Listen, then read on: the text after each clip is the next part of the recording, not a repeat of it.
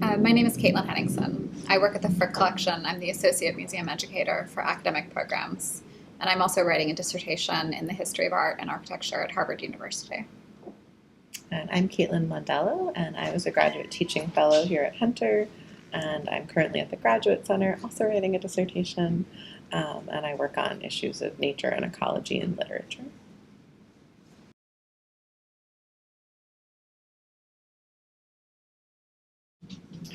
So I was introducing a pedagogy that's centered on close looking that we practice in the galleries of the Frick Collection.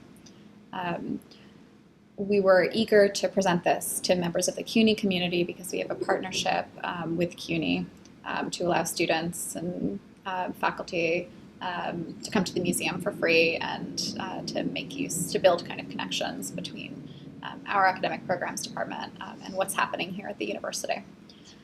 What I did was to lead a close-looking exercise, what we call a dialogue at the museum, centered on a facsimile of a painting in our collection. This is the Virgin and Child. It's dated to 1390 to 1400. The artist is unknown. And this representation is exactly to scale. So when members of the seminar today were holding it in their hands, they were, in a sense, recreating the viewing relationship of the original owner, whom we don't know. And so we looked at it very closely, and participants offered their observations, their insights, their questions for about 20 minutes, I would say. And then I talked a little bit about the pedagogy, and Caitlin followed up with a partnership that we'd done. Yes, so I took my class to the Frick Museum with Caitlin, and we were trying to get a sense of how close looking can parallel close reading, which is a really important skill in literature and certainly a transferable skill. So we were trying to use the pedagogy that the Frick is using of this sort of intense, focused, quiet, reflective time to look at an object and think about the way that all the pieces of the object relate. And then I asked students when we came back into the classroom from the Frick to think about how looking at this painting that they had seen had changed their reading of our texts and how they were able to look closely at our texts in similar ways.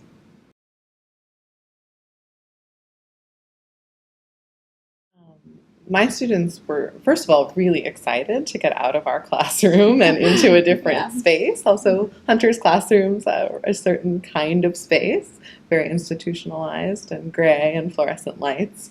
And it's a 6-minute walk. The Frick is a certain kind of. A lot of limestone and velvet. And so they were really impressed by the sort of grandeur and beauty of the museum. And we were going at a time where it was during finals and it was stressful. And so they got to go to this sort of beautiful space and feel sort of a quiet sense of relaxing at the same time that they were doing this work in this very beautiful space. And one of the students that I was talking about commented that she felt like this really opened up her way of looking at art, that she'd never looked at art as a story, and the way that there were all these hidden stories in a piece, and if you spent a lot of time looking at it, you could really see that. So that was really transformative, I think, for many students to just have this time to spend with an art object, and then to bring it back into the class to try to link the visual and the written as that we're trying to develop those skills.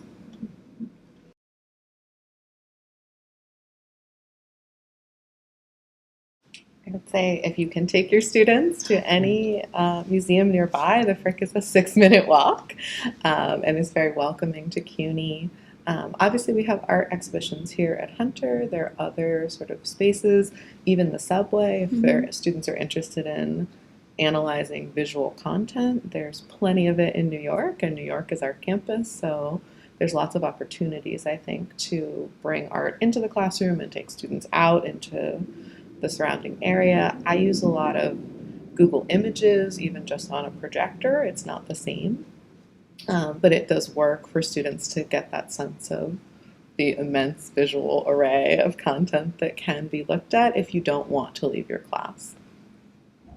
And in terms of what can be done for CUNY classes within the galleries of the Frick Collection, I think that there are lots of possible curricular connections.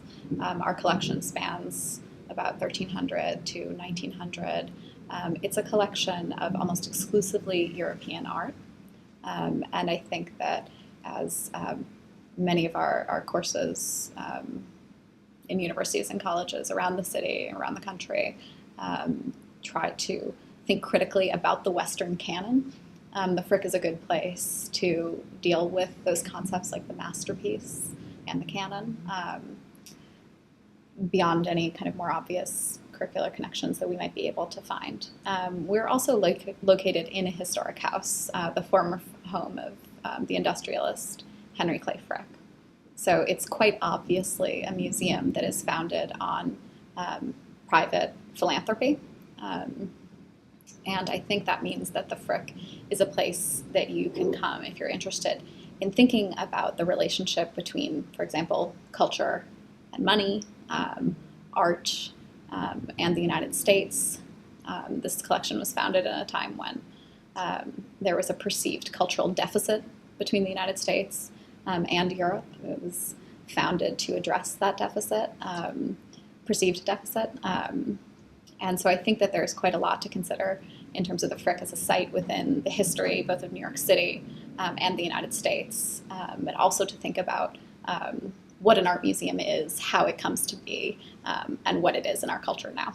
So I think there's really a lot to do, or a lot that can be done at the Frick. So we hope to welcome more members of the CUNY community.